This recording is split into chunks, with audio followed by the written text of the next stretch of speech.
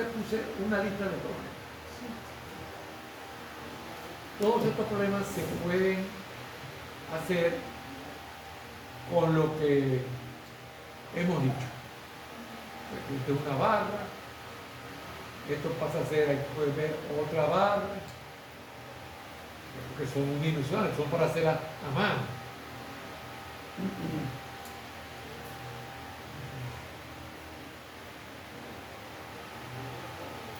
Esto es para expresar en algo que todavía no hemos visto las condiciones de contorno, pero fíjense como aquí esta expresión no es simplemente ni temperatura fija, ni es convectiva, ni nada. Aquí tiene, parece que es a la 3, ¿no?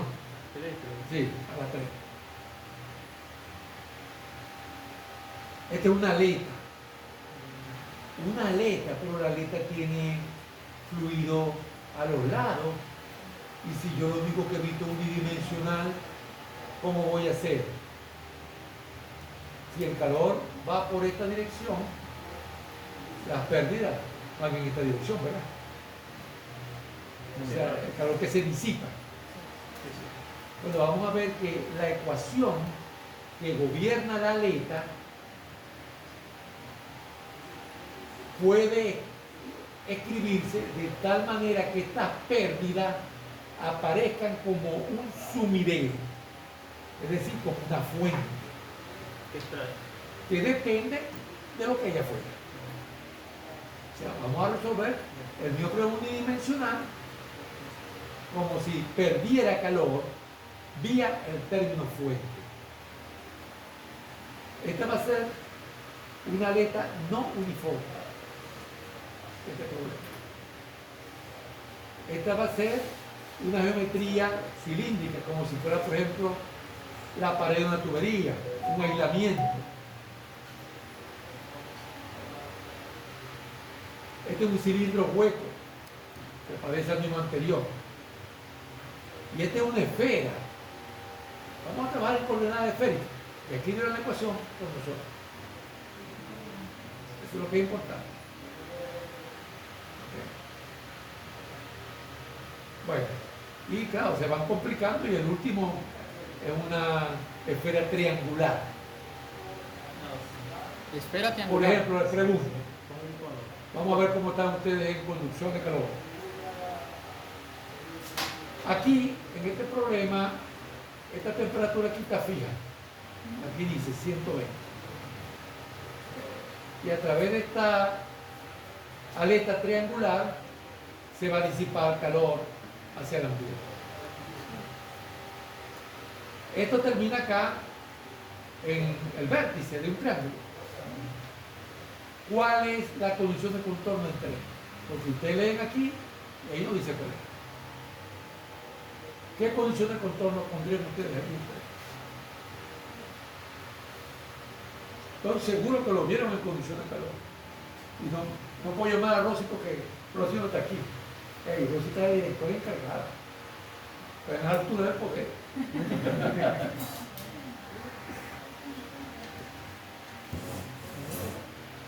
O sea, tiene que ser menor que algo, tiene que ser igual a qué. ¿O será que conozco el flujo de calor? Pero no era un punto, profe. Es un punto. O sea, ¿No no qué? es eso. No sé, yo creo que la ¿No qué? O sea, no tiene. O sea, ¿Pero qué significa no tiene? No es matemática. Recuerda, el programa resuelve aproximadamente un problema matemático. Yo tengo que especificar la condición de contorno correcta. Porque si no, estoy resolviendo un problema distinto. Adiabático. Que será diabático. Es adiabático, pero no porque haya aislante. ¿Qué necesito yo para que haya transferencia de calor?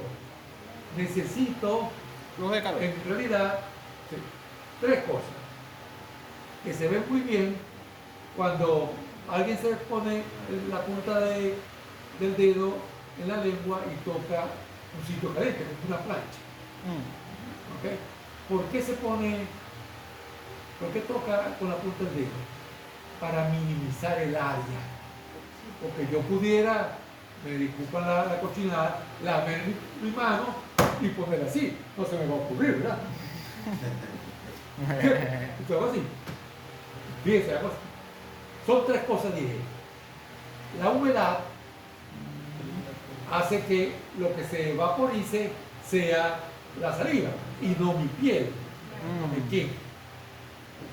¿Cierto? El tiempo no doy chance a que pase suficiente calor a mi dedo, no me quema. Y si el área la minimizo, estoy minimizando la transferencia de calor. Si eso es un punto, ¿cuál es el área del punto? Cero. ¿Hay transferencia de calor aquí? No. ¿Es la temperatura allí distinta a la ambiental? Claro que sí. ¿Ves? Pero si no hay área, no hay transferencia de calor. ¿Ves? Entonces, quise hacer la pregunta para que vean que a veces las condiciones de contorno no son obvias. Uno tiene que ponerse a pensar. Claro, también me puedo poner a probar. Si el programa me da 3 tipos de condiciones de contorno, prueba, pero eso no es muy elegante, ¿verdad?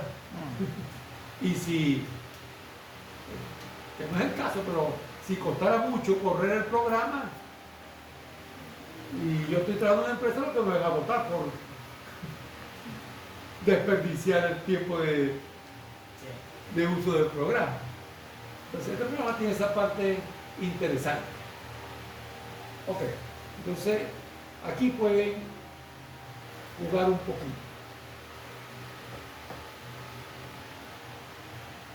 El examen. Vamos a ver cuál es el problema. El examen. Vamos a ver si este es. No, este no es. Entonces yo lo abrí. Ok. Este fue el que se utilizó la última vez que se dictó este curso. Aquí está. Entonces fíjense el primer problema. Vamos a leerlo. La superficie expuesta es igual que de una pared plana grande de espesor L y conductividad térmica K unitario. Hasta ahora va igualito al problema ilustrativo. ¿Okay? En el problema ilustrativo no era una pared plana grande, pero nos decía que era unidimensional. Entonces L valía 3. Y K sí era unitario. Está sujeta a una radiación de microondas. Aquí hay una fuente por radiación.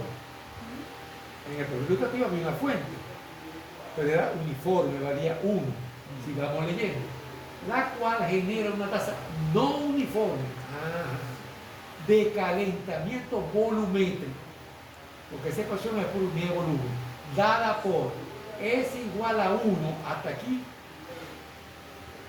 fue lo que hicimos en el proyecto, pero resulta que no es 1, sino que es 1 menos XG.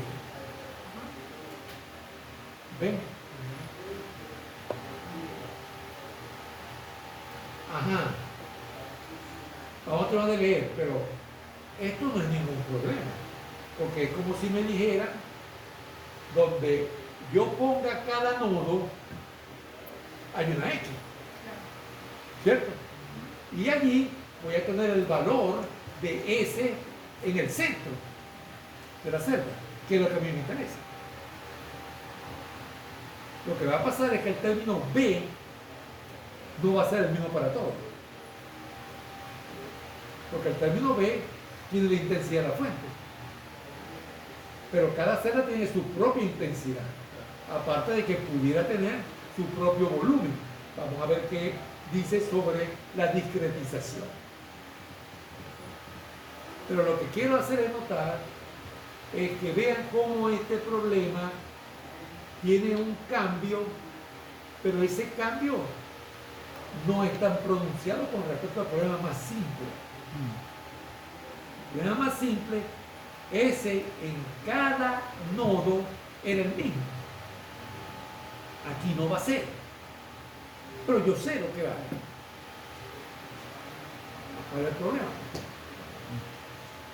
No van a ser puros uno.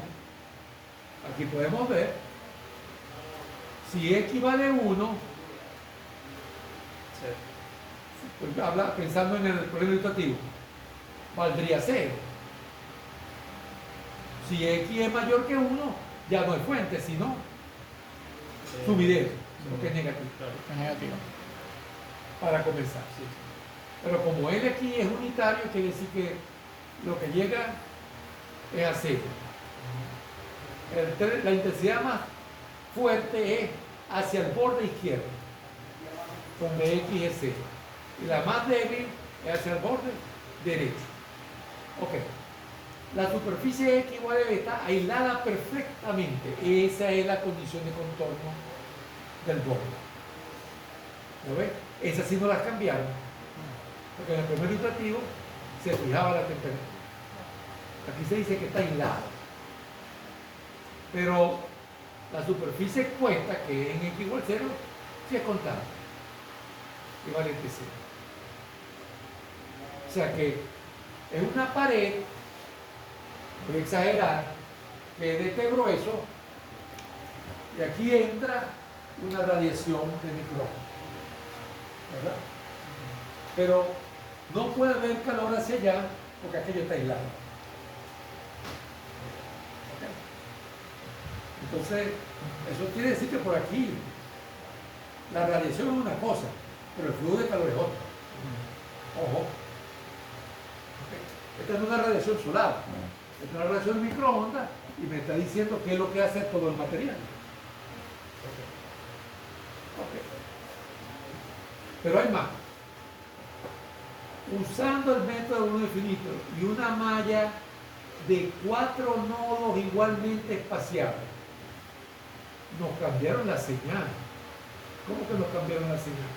En el primer ilustrativo eran 3 celdas de igual tamaño. Aquí me dice que ponga primero los nodos. ¿Ok? Y luego, en la distancia que separa dos nodos consecutivos, en la mera mitad, yo voy a poner una caja. La malla es distinta. Okay. ¿Qué vamos a hacer? Vamos a hallar la distribución de temperatura en la pared. Y luego vamos a verificar el balance de calor de la solución numérica que se hizo en A. Okay. O sea que básicamente las diferencias con el primer ilustrativo son 3. En cuanto a la condición de contorno, el borde derecho está aislado térmicamente. Mientras que en el problema ilustrativo la temperatura allí era 0. ¿Okay? El borde izquierdo sí tiene temperatura fija. No era 1. No es 1 como el problema ilustrativo, sino 0. La segunda diferencia está en la fuente. No es una fuente uniforme. Se debilita a medida que progresa la radiación de microondas, su avance por la pared. ¿Okay? Y cuando llega al borde derecho, ya no llega nada por radiación. Porque la radiación se absorbe. ¿Okay? O sea, a medida que la radiación va atravesando un medio, este medio tiene la capacidad de absorber parte de ella. Y el resto sigue. Okay. Y la tercera diferencia está en la discretización. Nos pide que la discreticemos de otra manera. Permítanme mostrarles, para que se entienda el enunciado, la diferencia que hay en las dos maneras de hacer la malla. En el problema ilustrativo Si aquí lo quisiéramos trabajar como acrónimo ilustrativo, dividiríamos esto en tres partes. Pongo nodo, nodo, nodo. Aquí pongo los nodos contornos y digo 1, 2, 3, 4, 5. 5 nodos.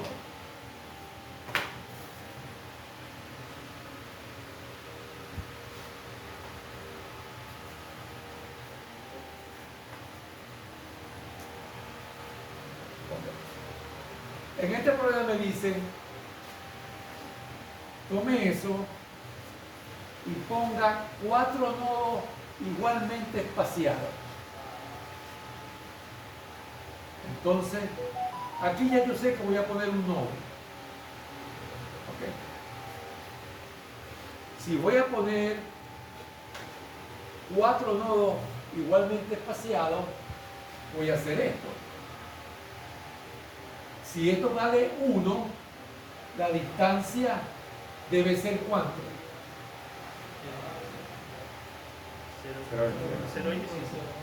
Si pongo 0.25, tengo un primer nodo, un segundo nodo, un tercer nodo. Más pequeño.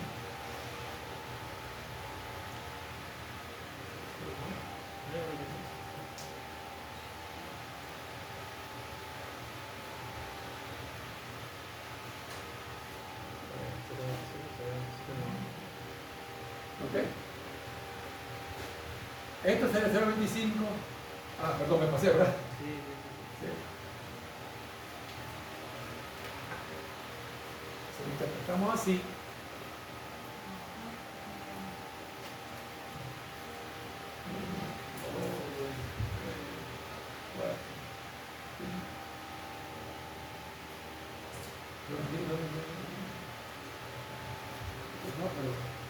un momentito. Cuatro No, nodos. no, no. Pero ahora me entró una duda. No recuerdo si la idea era contando también Contando los bordes como- los bordes contornos. Contando los nodos contornos Sí. desde el 4 primero, nodos igualmente espaciados. sería desde el primero hasta el último. Exactamente. Entonces, tengo uno aquí, sería un tercio, ¿verdad? Sí. Otro tercio, ahora sí, exactamente. Sí, porque la idea es que como un examen no tengan que hacer muchos cálculos. Entonces, 1, 2, 3 y 4. Pero ¿qué falta allí? La celda. Entonces, ¿cómo se hace la celda? Miren, a mitad de camino. Sí, claro, ya recuerdo. La idea es que estas caras quedaran donde quedaban aquí los nodos, fíjense. Aquí primero celda y ella dan los nodos. Aquí los nodos conducen a la celda.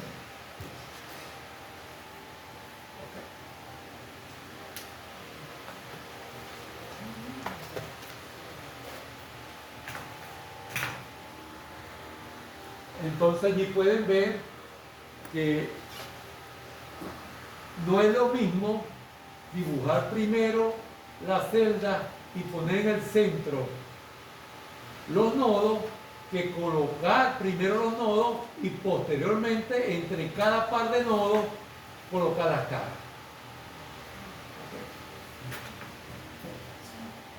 Es más, noten cómo esta celda sí es igual a esta, pero distinta a esta. A esta la llaman en la literatura la media celda. Pero aquí no hay ninguna media celda. Entonces, ¿por qué quería mostrar la diferencia? Porque puede ser este el mejor momento para justificar cuál de los dos métodos de mallado vamos a utilizar nosotros. Y creo que yo les comenté algo. Vamos a suponer por un momento que yo estoy resolviendo un problema que realmente es bidimensional y que arriba y abajo las condiciones de contorno no son uniformes. O sea que una parte, por ejemplo, está aislada, otra parte tiene transferencia de calor, otra parte tiene convección. Entonces, ¿qué tengo que asegurarme yo? Que la celda no tenga una combinación de las dos. O que haya distintos materiales. Por ejemplo, si hay un material que tiene una conductividad al principio y una conductividad distinta en el recto, yo tengo que asegurarme que en la frontera entre esas dos conductividades yo tenga una cara, porque así todas las celdas que estén ante esa frontera tienen una sola conductividad y todas las que están después tienen una sola conductividad distinta, pero una sola. O sea, yo no quiero una celda que tenga dos conductividades. Porque si esto está hecho por dos materiales, ¿cuál va a ser la conductividad que voy a poner yo aquí? Tendría que ponerme a calcular. Exactamente. O sea, ahí no gano yo nada, lo que hago es complicar el problema. Demasiado. Entonces, eso se acomoda fácil aquí. Porque yo pongo las caras donde a mí me convenga. Al poner las caras, yo estoy dibujando primero la celda. Usemos esa celda que está allí.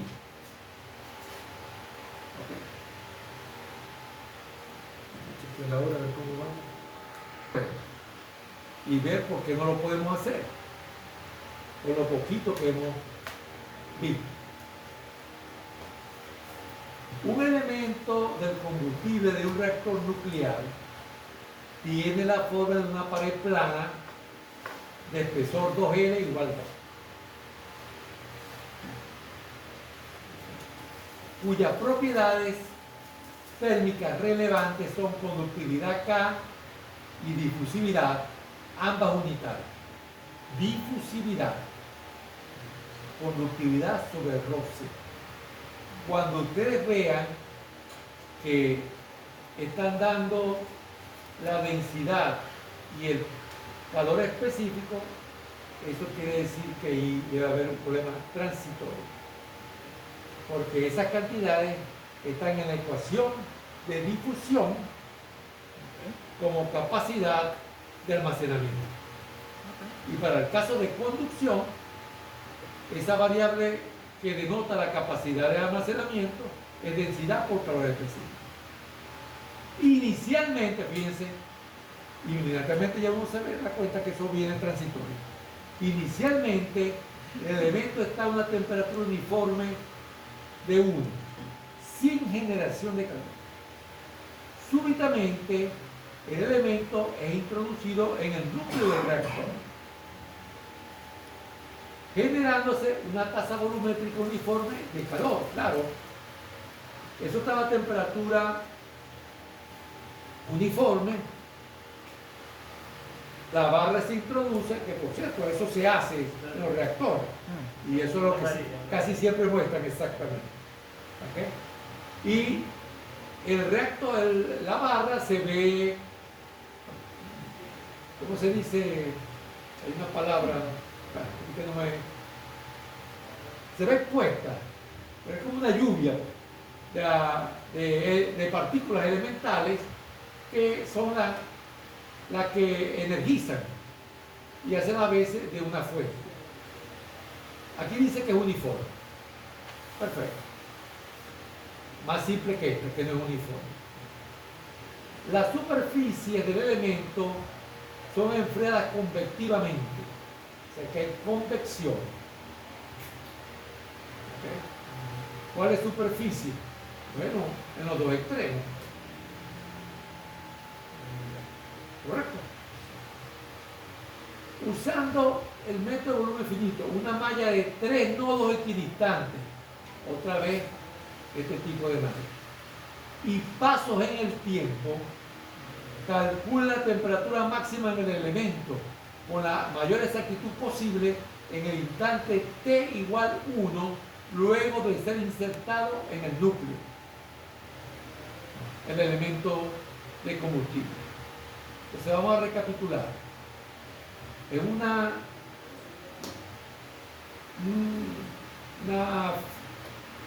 forma geométrica en forma de pared que se introduce al reactor a temperatura uniforme. Debido a la acción de las partículas nucleares se genera una tasa volumétrica de calor de 5 uniforme. Pero al mismo tiempo los extremos de esa pared gruesa están enfriados y por allí supuestamente se va a disipar parte de ese calor. ¿Ok? ¿Por qué digo parte? Porque el problema me lo ponen en forma transitoria. O sea, la temperatura va a ir subiendo, obviamente. Bueno, justamente nos dicen que utilicemos una malla muy delgadita para poder hacerla a pie y nos piden que calculemos la temperatura máxima. En un tiempo de 1 y nos han sugerido que utilicemos delta T de 0,25. ¿Qué quiere decir eso? Que el tamaño del paso en el tiempo es 0,25. O sea, yo sé cuánto vale la temperatura en T igual 0. 1 grado. Voy a calcular la temperatura en T igual 0,25. En T igual 0,50. En T igual 0,75. En T igual 1. En ese momento yo veo cuál es la temperatura mayor que T. Y eso es lo que me está pidiendo. ¿Ves? ¿Por qué no podemos hacer eso con lo poquito que hemos visto? Porque hasta ahora no hemos visto cómo incorporar la parte energética. Si hemos visto cómo incorporar la fuente, eso no es problema. Tampoco hemos visto en detalle cómo incorporar la parte de condición de contorno convectiva. O sea que para llegar a hacer este problema todavía nos falta recorrer algo de lo básico del elemento, del método de volumen finito. Okay. Aquí salieron bastante bien los muchachos. Este fue el problema que le dio Maguera. Este fue un curso bastante bueno. Tan bueno que por lo menos 5 estudiantes que hicieron la materia esa tomaron tesis. Uno trabajó, una parejita que son novios,